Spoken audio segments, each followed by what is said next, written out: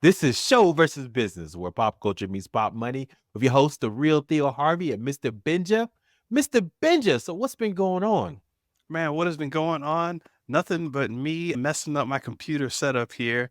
But we got good stuff going as always, regardless of it, if I messed up or not. We got got a little talk about Gary Vee now. I know a lot of you haven't heard of him in a while. You may have totally forgotten who he is. We're going to talk about that in a little bit. It's going to wrap into some stuff we got to talk about advertising and getting your name out there and stuff like that. We got some Emmy nominations that we want to talk about and discuss. X-Men 97 made it in there and some others. So we're going to get into that just a little bit. And the Russos are back for 2 more Avengers movies. We haven't talked about Marvel in a bit, but this might spark a new conversation coming up in the next season, at least until Captain Black American Falcon Wilson Sam comes through and we all go watch that. That'd be Captain America 4, by the way. And the Acolyte and Star Wars ratings. Throw a little bit of spice in there, talk about that. And Tyler Perry's 0% on Rotten Tomatoes and #1 on Netflix at the same time. Theo, how does all that sound? Man, that sounds wonderful, brother. Wonderful. Hey, man, this week, man, good times, man. Good times. I want to just say that when I think about business, man, it is a lot going on right now. Have you even played around with Facebook ads right now? It is crazy time, man. No, not Election. recently. Really not recently. Yeah, election is here and things are just getting people's attention. I probably messed myself up, man. So I have my ad stuff going pretty good, man, with my book, Pocket Guide to Practice Value Creation. Just a small plug out there. But I had it going, man, pretty good in June, man. It was rolling. So I said, okay, I'm gonna raise the price. That didn't go over well, man. Everything stopped for a second. I was like, oh no, what happened? Wait, on the product, or are you talking about how much you Yeah, the changed product. the ads? Yeah, the product itself. I didn't change anything else with the ad, setting that up or anything. I'm just gonna raise the price up, see what happens. My fool, I was like, oh, I'm spending this much on the book and then losing a little bit of money. But then when I do the calculations, I found out that because I have what they called one-time offers, things like that, bumps and stuff like that. Overall, I'm making money even when I ship the book out. But I was losing on a per basis, book basis. I was Okay. losing some money shipping it out. But I was like, oh, but it doesn't matter. I'm just trying to get a lead anyway. I'm just trying to get people interested to buy the book, and then I can have a call from later about my services. But anyways, my foolhardy mind, I was like, man, I can get a little bit of money on the book up front so I can do some other stuff. And yeah, the audience didn't like it at all. So they just abandoned carts. I said, okay. So they don't like this raising price. And to be fair, maybe I need to change the headlines up a little bit or maybe change the offer up a little bit. It may have worked. But I said, no, I just need to get working like it was, right? I screw all that. So basically, I had to get in the covers and figure out, okay, how I'm going to get these folks to get back engaged. So I changed the headlines, I changed the ads up. Still, I didn't change the price yet. So basically I rose the price about $5 just to see what would happen from the initial Okay. base price of like $10. So I said, okay, let me just see what happens if I change the headlines up of the landing page, change some of the ad stuff, say some of the ads I create, some of the headlines for the ads. Still nothing. Still getting people to click on it. I'm still getting high click-through rates, but I was not getting people to convert to actually buy the book. And I was like, what the hell? So I said, bump it. Basically 2 days ago, I'm just gonna lower the price back to $9.99. Oh, Yeah. whatever. Turned it off. First thing I woke up this morning, got a book buyer. Some of those magic I numbers. like ain't this so this is a lesson, man. Just I mean, look, I'm sure there's ways you can probably market it and change it to get it to have a higher perceived value to make people want to buy it at a higher price point. I just didn't want to do all that. I'm playing around price and it really was nothing I had to do. Right. It was already working. I messed it up for myself. So that's just a lesson learned. I'm learning just marketing and this whole world of like digital marketing, man. It's just Yeah. it has something working. Understand why you really have to understand why it's working, right? It's probably a little bit of everything. The price, the landing page, the ads I put out there, and it all has some magical chemistry to work. If you change one little element to it, it could mess up everything. Or it could make something go wildly explosive, right? So Yeah. so that's something I'm learning, and I thought it was interesting. I was like, okay, so I probably need to keep the price point the same for right now until I have better understanding of how to get the landing page to convert better or do something different. But I don't want to change that too much because that does give me a good sense of leads for new opportunities for what I'm trying to sell. So, yeah, just good lessons to learn, man, just in marketing in general. So talking about your advice, we talked and you told me, hey, make sure you get your avatar down and who are you talking to and the audience. And I'm like, yeah, it's one of those things where in my head, I'm like, yeah, I've heard that. I know who I want to talk to, but I really didn't get detailed with it. So I went back and was like, okay, let me just go through this list of people, pull out about 200 people that I knew just across dimensions from art shows, from Tallahassee to New Orleans to wherever. I was just like, let me pull out all these people who have rocked with me and list them out. And okay, these people go in this category, these people go in this category. And I started coming up with categories, right? Mhm. And I said I had a list of about 200 people, and around 50 of them, close to 20%, were like people who were rocking. I was like, wait a minute. Ah, here we go with the 80-20 again. So I had like around this many people, and I took those people and okay, of those people who really, and I started getting that, okay, yeah, that person they bought before, they're my friend, they've done this, they've given me good feedback. And that going from what I had in my head and matching that with that exercise of I just literally taking a list of people and going through and okay, this person, that person. And I started to go from my head and to the people that have rocked with me and going in both directions, developing that avatar. So Mm. what I'm thinking in my head and what I'm getting up from the feedback and like the people who were talking to me. So I was like, okay, and I'm developing my own little strategy here for this kind of thing. So I'm figuring it out. It's all fun. Yeah, yeah. For instance, I had calls with some customers, and I thought I had them to the end of purchasing something, and they ghosted me a little bit. I was like, you know what? But I can't get mad about that. It's like the market will teach you what people want or don't want, and then Yeah. so you have to just accept that and not get upset because if you get upset, then you just, none of this works. Forget this. But you just have to say, okay, I just have to. There's something I'm not getting yet, or how I'm communicating it to people properly to get them over the hump. Like some people.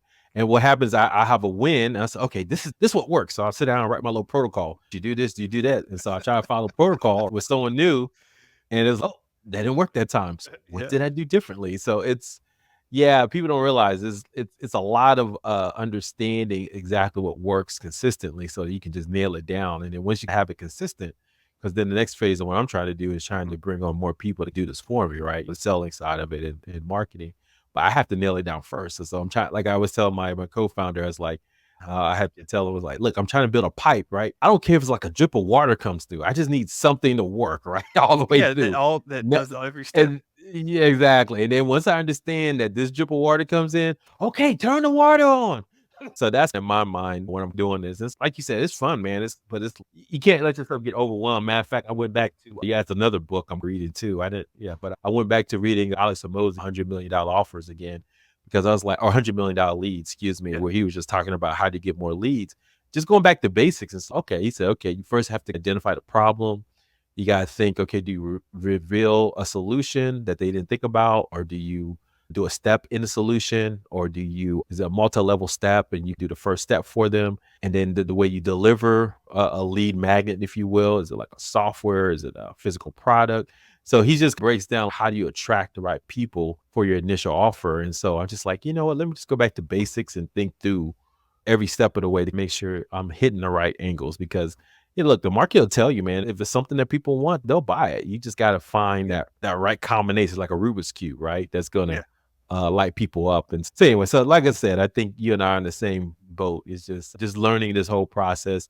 And then I think Mosey talks about this too. It's like that boss level in the video game. Is Yeah. once you beat this boss, guess what? You can move it to the next level. So if I do something else, I already know, okay, this is steps I have to do to make this work. So I love it. So anyway, I tell myself that it's frustrating sometimes, but yeah, yeah, because it's always I thought I got it. Dang it.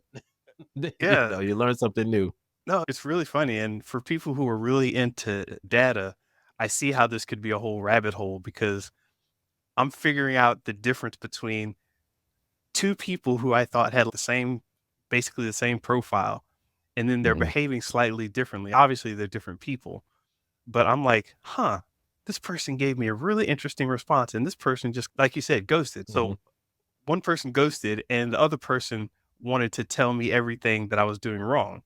I've gotten both of these responses in the art world. So I was used to that. I'm like, someone isn't really feeling a certain direction of your art and they're like, and they step back. Or you have the person that gets in your face and I'm trying to really understand where you're coming from because when I see this and they have a nice way of telling you that they don't like this piece of art, but they're sitting there talking about it. Gotcha. So I'm sitting here trying to piece through these two and I'm thinking they're the same person, but they both want something from me. They're going about it in different ways, one by the ghost and one by getting all in my face talking to me.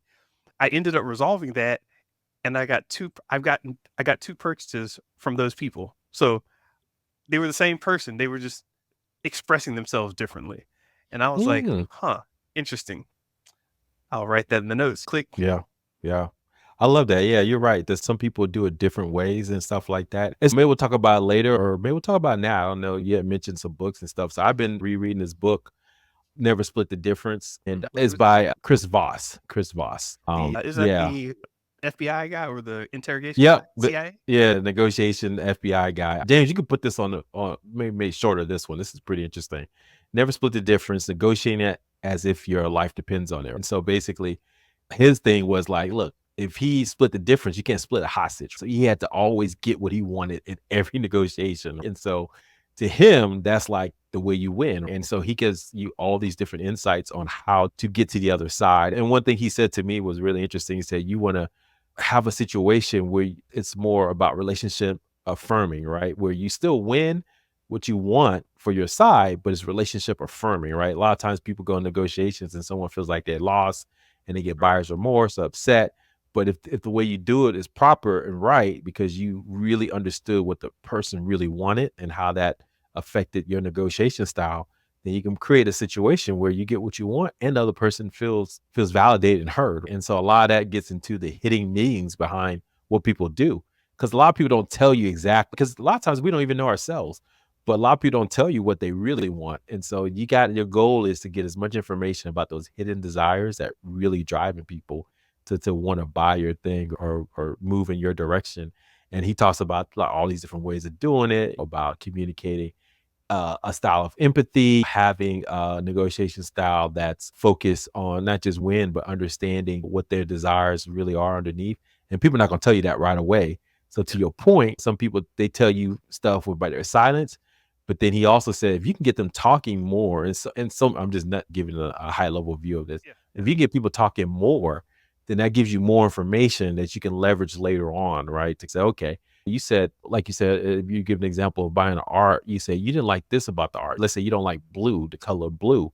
I'm assuming, and you talk to their feelings. He said, so it seems you have a hatred to blue. Are you unopposed to red or something to that effect? And so say, yeah, I do hate blue because we used to go to the beach all the time, and my mom always made me wear this nasty blue color. Yeah, I just don't like blue. So it may not be anything dealing with your painting. He just don't like the color blue, and you put blue all in your painting. And so, that's what he's trying to say. How do you get to those underlying causes of what's keeping people from moving forward? And I think that's what I'm learning a lot too. Is just like you can get that from the data from internet marketing, or you get that from talking to people. And the more you understand that, I think the better you become at just understanding human nature and get people to move toward action. So yeah, so that's what I'm excited about. Just learning those secret arts, man. And you and I come from engineering and CIS background, so this stuff they don't teach you, man. I wish I learned this earlier, man. I'm learning this all anew, man. Basically. I'm going back to, man, this is like some stuff I knew subconsciously because I grew up with brothers and sisters negotiating for my parents' love, stuff like that. Yeah. But it's still it's good to understand what you're doing. It's like the dark arts. I can get this to levitate, but I don't know how to do it, right? Now you're, oh, okay. I can get this to Well, levitate yeah, all the and time. you talk about understanding. There's that level of, oh no, I understand that was all about the war in Vietnam or whatever. But then Yeah. when you start meeting people, like you met somebody who's the granddaughter of some important person, and they border dispute. When you start really connecting with it, then you go back to the book or the source, and you're like, holy crap! Now I understand. I understood it on paper, but now I'm there. I get it. Yeah. Yeah. And that's just gotta do it. And Alex Hormozy talks about it all the time. He said the reason why he started to get better at business because he wrote down he that's why he created his podcast so he could document the Yep. journey, so he could constantly remind himself what was working, what wasn't working, what was his feelings like, because then you can understand. It's like only when you document the process you really understand what you did right or wrong. And so I thought that was insightful. So anyway, so yeah, man, it's been a fun week. Beyond that, man, just a couple of things on the fun stuff side. I saw. I think I told you about that show Supercell. Did you get check that out yet Nah. People on been talking Netflix? about it though. Okay, yeah. When you check it out, maybe we'll talk about that later. All And right. then yeah, and then The Boys, the season finale that kind of popped off on Amazon. So very interesting show. Yeah, So it's that's my weekend watch right there. Finish okay. that So up. we'll catch up on that next time, and we'll talk about that. And I saw Twisters, the latest, I guess, blockbuster movie came out, redo of the '90s hit Twister.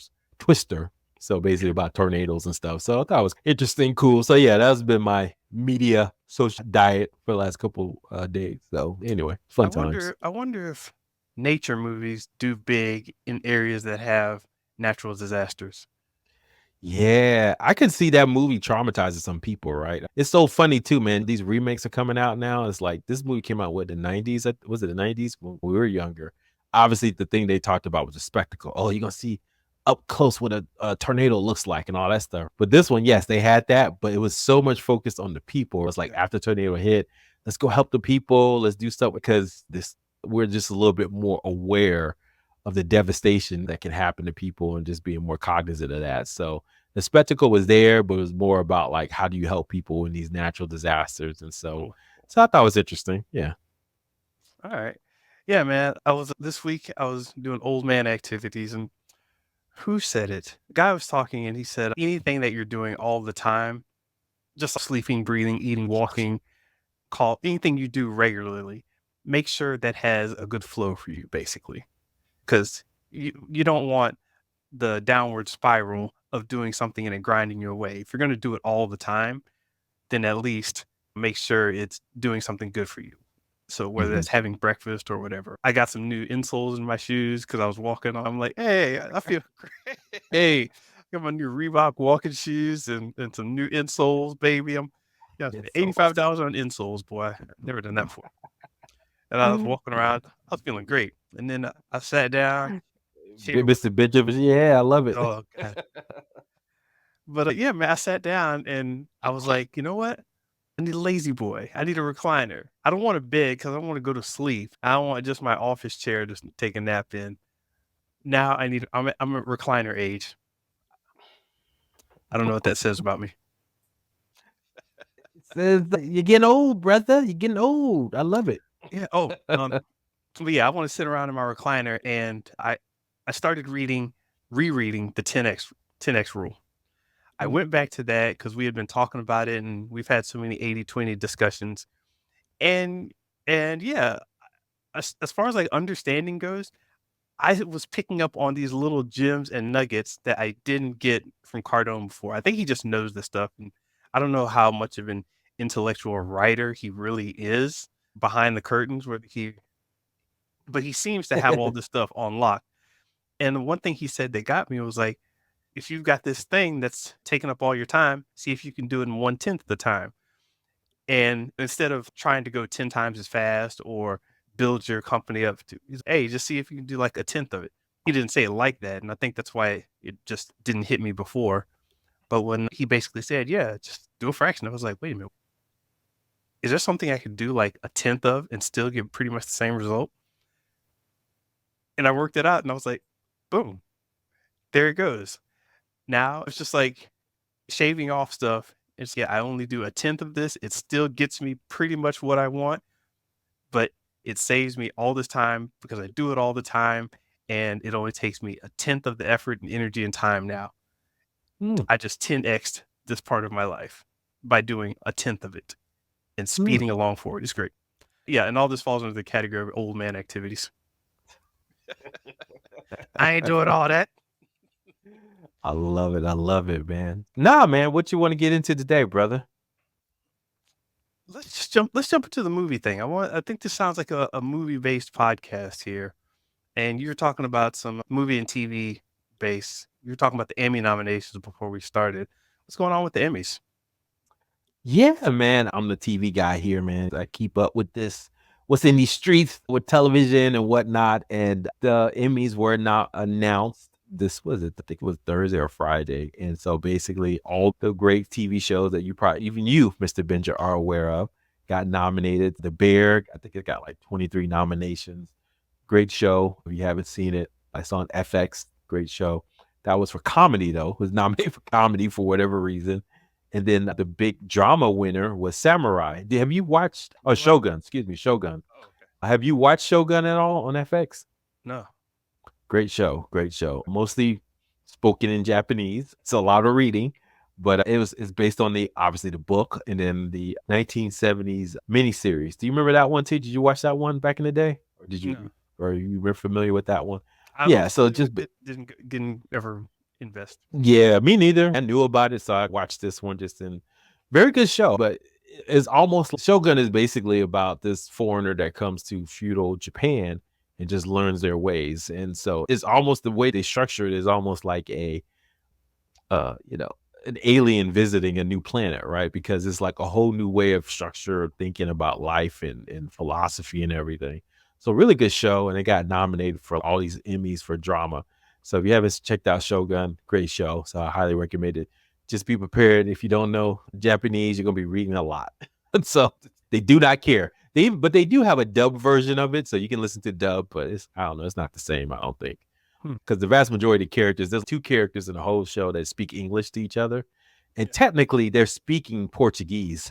So just Oh, right. but they're speaking in English, so we can at least understand that. But everyone else is speaking Japanese, and so it's just very interesting. But anyway, go check it out. That was good. So anyway, those are the main ones. But the one that kind of caught my eye was the nominations for anime series, Mr. Benja. You got a show called Simpsons. Be nominated for Emmy. It's been around for what 30 years. How long has it Simpsons been on? Golly, Yeah. golly, man, since the 90s. Yeah, it's been on. It's just crazy, man. There's probably gonna have these actors doing, gonna have AI impersonation of the voice actors, right? For this cartoon for the future, man. I say that to say is that they got nominated two shows that I'm pleased to announce. We talked about a couple of them on this one. The first one is Blue Eye Samurai, and that was Netflix show. I think we both loved it. I even talked to Dr. Chris. He loved it too. Great show, man. And so that got nominated for Emmy as it should. That's interesting because that's a very adult animated show, but it's definitely was awesome. And then the next one was a little show that we talked about as well. X-Men 97 was nominated for an Emmy. Good for them, man. So what do you think about that? I know you're not really big into the Emmys, but like the little show that could, man. X-Men coming back for Rebirth got nominated for an Emmy. What are your thoughts? I'm happy for that. So it got nominated as an animated series. Yes, it did. Okay, so it's not like it was just TV series and X-Men 97 flew up in there. I know, I'm glad, and I usually, even for animated series, I usually don't expect hero stuff to go in there. Usually it's something else. But X-Men 97 did a lot of things. In fact, I'm in a group with some people in theater and Hollywood and video production and things like that. And they were constantly talking about, hey, it was really interesting how they bridged this whole story and they told this story at the same time. So when they switched scenes, it's like they were still telling the story from the same. I was like, oh, yeah, you're right. I guess they did do that. What does that mean? They would switch the story, but was still thematically the same, even though it was a different story. The themes were the same. Yeah. Yeah. So they'd still tell the story. They'd still have the same theme going on. And when they jumped from one set of characters to another set of characters, they didn't have to do that mental reset where your mind's, okay, now I'm over on these set of characters. What are they doing over here? Okay, that's what they're doing. Okay, cut back to the first set of characters. They had a way of moving the emotion and the theme from this set of characters and saying, hey, we're not going to stop with the emotion and theme. We're just going to switch the scenery around and the characters. So there were times when they did that, and that's how they got so much story in such a short amount of time. Yeah, I was wondering because I'll be watching the show. I was like, man, this still got like another 15 minutes to go. Wow. So I wonder if that contributes to why it feels like there's so much story, to your point, because your brain is just following everything, even though, like you said, they're switching like 20 different things. Yeah. But it's emotionally or if it's emotionally, but it's consistent, right? If they're trying to draw you up, they're building it over time. So your emotion is following along, even though you went through 8 different characters. And so That's interesting. Yeah, I'd love to get that breakdown on how they do that, because that's probably exactly what they were doing when I was Yeah. watching it. I was like, why does it seem like there's so much story and it's still got another 15 minutes to go? Yeah, without trying to overanalyze the script and how they play it out in those episodes, because I haven't taken out a pen and pencil and done that. It does it I, it seems like your brain is able to tell itself two completely different stories, but it's got the gaps filled in because the theme is underneath both of them. You know Mhm, what I mean? mhm, So mhm. it's like if you're looking over here and you hear somebody talking, and then you look back this way and you still hear that same person talking. It's like the story's continuing in your head, but you Mhm. just don't see them. You're seeing something else. So doing a bunch of Pope in the pool stuff where Yeah, yeah, visuals aren't necessarily matching up with the conversation that's being yeah, had, but the conversation having is important. So you're listening and watching at the same time to two mhm, slightly different elements of the story. So it's some complicated stuff if you really want to get yeah. into breaking down story. So kids, Pope in the pool is an exposition trick that Hollywood does a lot of times based on The Godfather, I think part two, where they do a lot of exposition. And then while the person is telling you the story or to help you explain what's going on, they actually have the Pope take off his Pope robes and jump in the pool. So even though the story is being explained to you, so you can come, oh yeah, they did explain that. You're distracted by that's a Pope in the pool. What's going on? Yeah. You're So still yeah, watching. so Yeah. yeah, you still watch it. Your mind is like engaged, but they're just exposition because that's going to be important to understand the story. So yeah, I think there was a lot of that going on with that. But yeah, I always think to remember it was still good at the end, but remember me. No, remember it was I think the high water mark, right? Where Gambit, Okay. spoiler alert, Gambit had an incident happen to him. That to me, I don't know. That was the high mark of the series. What you think that episode? I thought that was just chef's kiss. Everything about Yeah, that episode I guess worked. I'll say that's it. In terms of emotional impact, yes. Oh There man, everything worked on it. What's it? What's that? Leech and Magneto. You know, Magneto and Leech looking at him like he's gonna save him. The whole story. I even get emotional now thinking about it, man. With what's her name? Rogue. Yeah, she said, "I can't feel you." Right at the end with the Gambit, and she was touching him, and she was sad, and just oh man, all of that just worked for me, man. Just thinking about that, and so just yeah, it was a good show, man. Excellent all around. I'm glad it got his flowers. Controversial the fact that the guy who created this great show, I think he wrote season two, so we'll see some of his. yeah, Bo DeMaio, he's no longer part of the series, and they got a new writer for season three already. So I'm hoping they can keep the same excitement, energy together. they got the guy from What If? Man, what if it sucks? Hey man, that's sad, man. Just dang, you had something, man. But you know what? Art is fickle business, right? You can have Yeah, something. Look at the Game of Thrones guys, right? Everybody loved that until because they ran out of track. They didn't know what to do, so they had yeah, to make up stuff, and that's when you had a Starbucks coffee on the table, man. They just rushing to get this thing through with, and it just none of yeah. it made sense. So I think hopefully they can keep it together. But yeah, kudos to X-Men, man, getting an Emmy nod. That's some powerful stuff. That's right. That's right. And we got the Russos back. Speaking of Marvel, got the Russos back for the next two Avengers movies. This news just broke. Saw that on the Hollywood Reporter. Yes, the gentleman who put together the whole Avengers, the spectacle that blew everyone's minds. These directors are coming back to do the next two Avengers movies, and people are starting to the buzz is starting to get back to over to Marvel. I'm excited about this, but it makes me wonder a few things, and one of them is, do they have a choice? Shout out to Roland for asking this in the Hero Movies group, but I was like, yeah, do they have much of a choice? And I was like, Who has you mean Marvel? Does because Marvel Marvel have hasn't have much of a choice. Yeah, when you don't know what not I was about to say when you don't know what you're doing, but when you don't know how things are going to turn out, and you need a surefire bet. It always seemed like corporate 101 to just, hey, that worked last time, and we're doing it again. Let's do the same thing we did last time to make sure it works again. run it back, run it back? Yeah. But the Russos haven't proven themselves to be great filmmakers outside of Marvel either. They had The Gray Man, it was okay, it's passable. The movies they do, the Citadel, that crashed and burned. I don't know anything about these guys. Exactly, that's the whole point.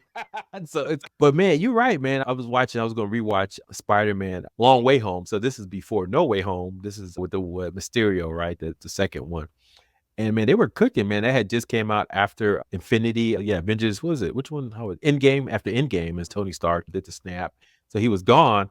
So Spider-Man came out and Marvel was still cooking, man. They were doing these storytelling things. They didn't explain nothing. They just jumped in there. They had Nick Fury talking about stuff and they had talking about the blip. It was just like so many connections going on. I was like, man, Marvel, that was just in 2019. That was only 5 years ago. Marvel was cooking, baby. They could do no wrong. They could just whatever.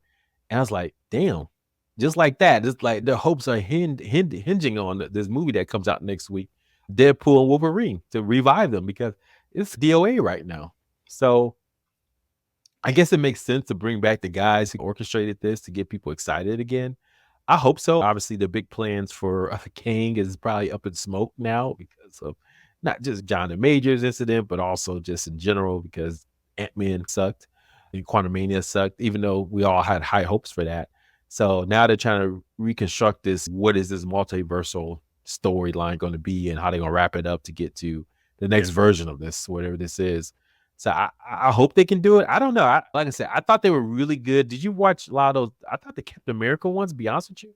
Not the first Avenger, but the one, not Civil War. What was the other one? The Winter Soldier. That was excellent, man. That works almost like a spy thriller, man. Just finding the Winter Soldier and all that. I thought that was like an excellent piece of filmmaking.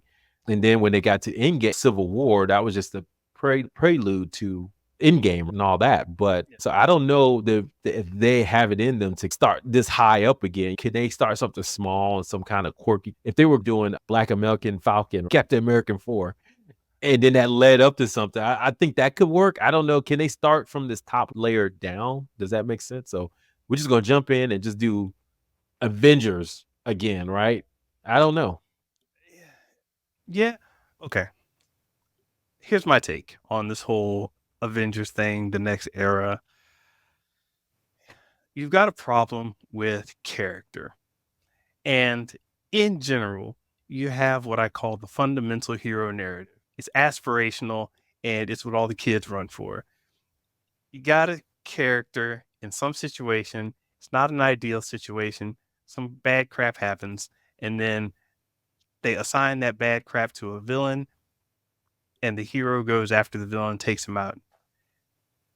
Basic, right? Somehow they've started to mess that up. And now when I look at the next set of Avengers, anybody who they might be putting forth, I don't see the narrative, that fundamental hero narrative. I'm like, how are you going to save the world?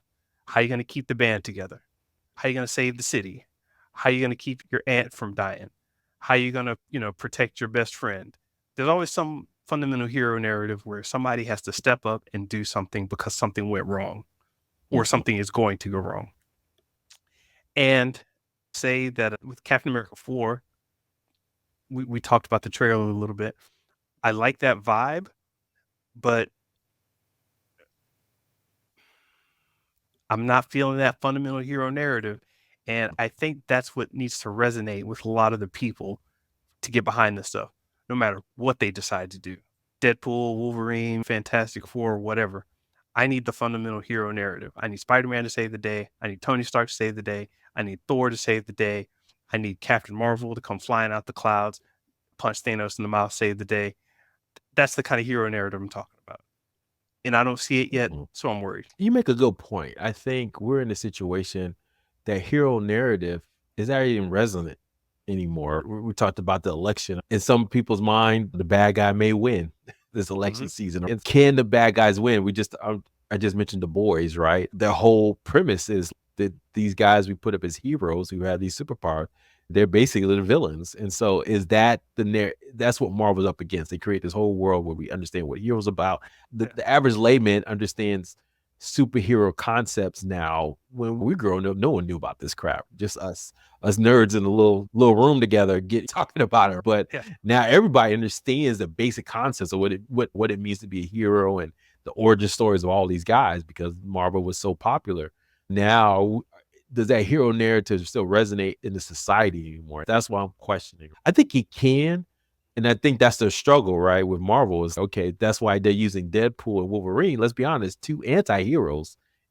And that's very loosely saying that. These guys kill people. Let's be honest. They're not atypical, the hero's journey. These and it's a rated R movie. So this is the movie that's going to save Marvel and bring back the hero narrative. I don't know. So it doesn't matter if they're an anti-hero, if they're plain clothes, no powers or not. The narrative is still the same. You could have the enemy could have the super suit on, could be whatever, and the hero could just be a regular human.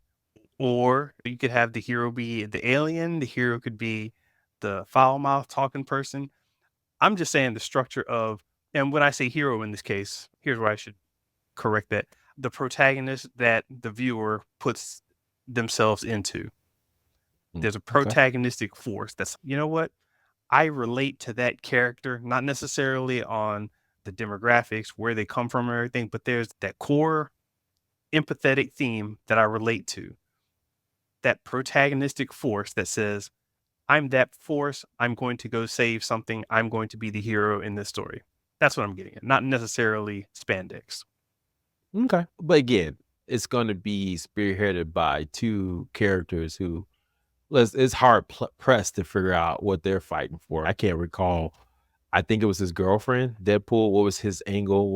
What was his hero's journey in the first one? Maybe in the second one. It seems it's all. And then I haven't watched any of these trailers. It's just we're gonna have.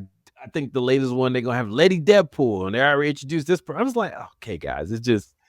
I don't know. It's just the weight of this expectation is just. Look, I got my ticket. I'll be there. Wednesday night or whatever. First one to watch it. I have a feeling the expectation is so high for this movie. Yeah, they're gonna have we'll definitely have some cameos and callbacks and all that stuff. But what's gonna be that through line to get Marvel reignited again, right? And I'm hard pressed. The only thing I'm seeing is if they could potentially say that he's gonna save the multiverse is in danger to collapse on itself, and then he's got to put together something. It's still, I don't know. We discussed this a while back, but no matter how good it is, Deadpool is still. I was about to say a side character. He's still Deadpool. He's still Deadpool. He's a side character. A joke character. A joke. Let's be honest. He's a joke. He talks to us through the comic page. He breaks the fourth wall. It's just if people hated what's that show? She-Hulk, right? That's what they did. That's pretty much Deadpool shtick too. So if you don't like that, man. Anyway, so like I said, man, can Marvel? So I guess this all kind of started from the Russo brothers coming back to Marvel. Can it reignite the Marvel passion and fan base again? And I'm basically saying I don't know if they can, since they haven't started with something like Captain America to like that torch and build that character up into something in the storylines a little bit better, because they're going to jump into something that's going to be started from a totally different character, Deadpool potentially. And I don't know if that you may need a different type of director for that. That's all I'm saying. Yeah, I could totally see him being a catalyst for something. But like you said, you mentioned the torch. I was just thinking of the concept of the torch bearer, the person that's going to be out front. There are many classic stories where it's like, hey, listen, I was the quote unquote hero because I got you this far, but I can't be the one to carry you over the finish line. It's just not in my nature.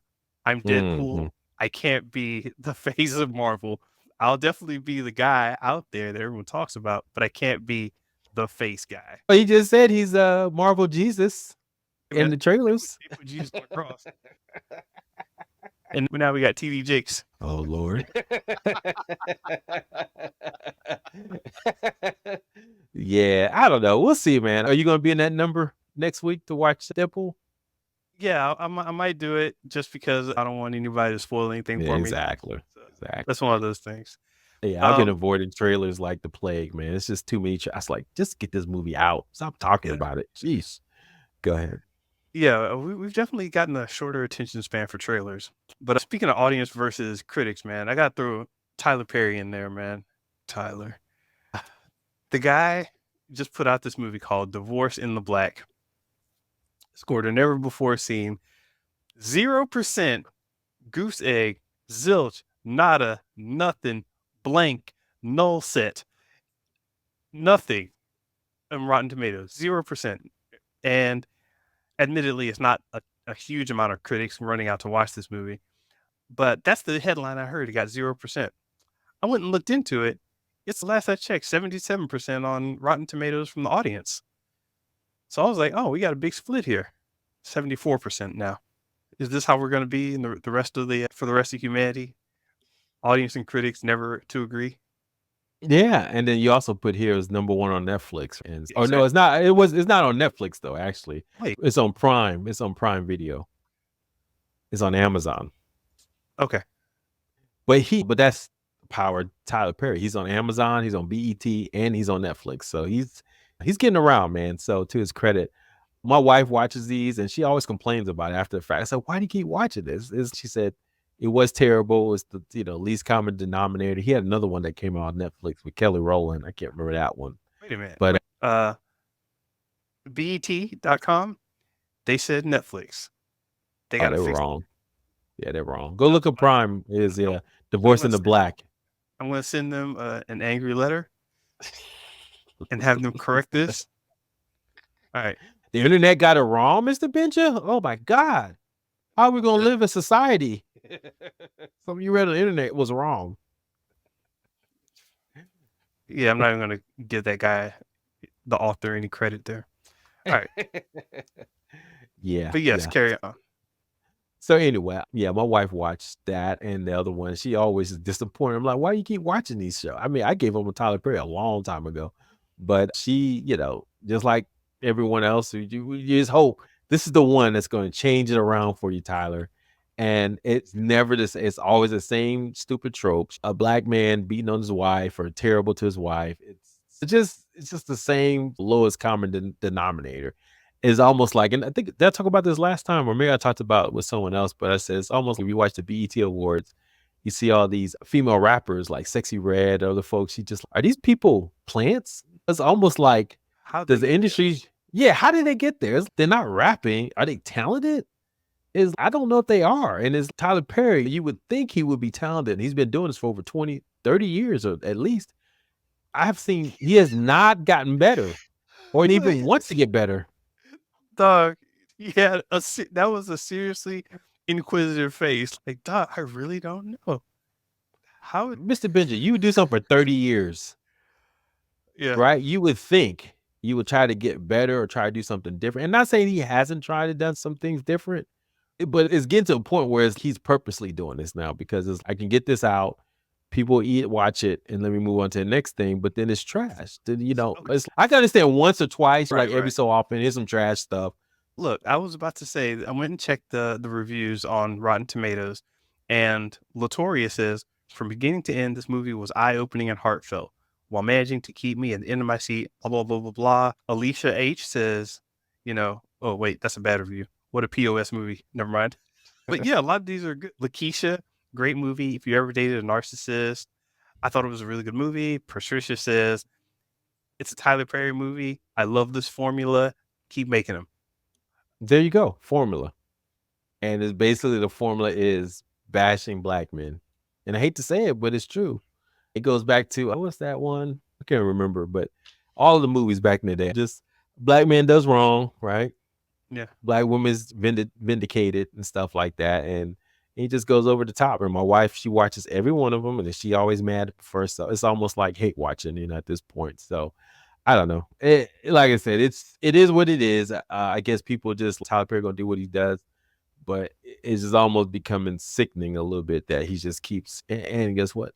He gets so much money to do this, man. Matter of fact, he's got so much content now that BET is actually creating two separate BET apps for him. Like he's gonna have his 2 channels for his content now. Isn't that crazy? And he already has deals with Netflix and Prime.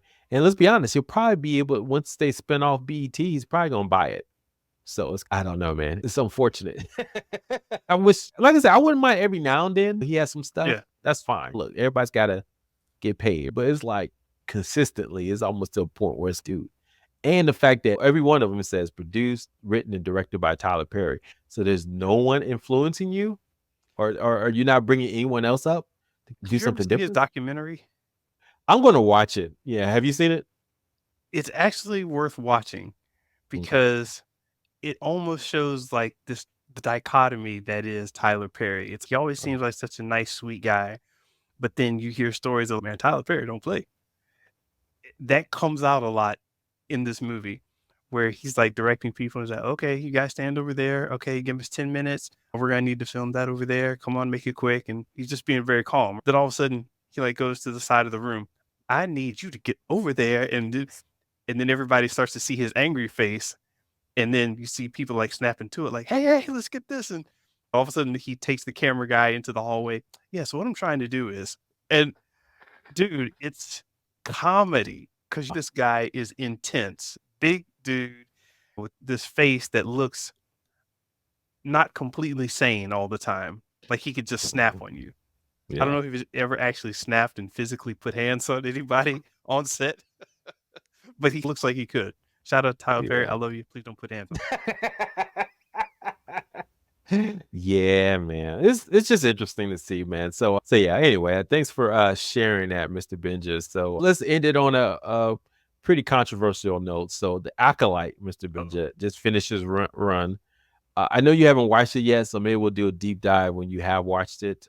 Or have you watched it? I don't know. I always got to check with you first.